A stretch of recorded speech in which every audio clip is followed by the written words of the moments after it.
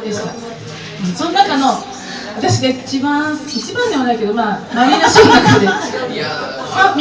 本の指に入る曲「Loving You Was Like a Party」という曲で、この前もアンコールで歌いました。この曲はやっぱり単純なんですよね。恋愛してた頃は、あなたと付き合ってた頃はすごい毎日がパーティーのようだったって曲。パーティーみたいに楽しくてしょうがなかったのに、なんであなたは私を振ったのそれの恨みの感じの恨んでるあなたは罪ですっていう歌です怖いね、こういう曲多いね、ソウルって多いですね、こういうまあ恋愛とかさ、そういう曲が多いじゃん、ソウルってほとんどあとはこういうストレートなもう恨みとか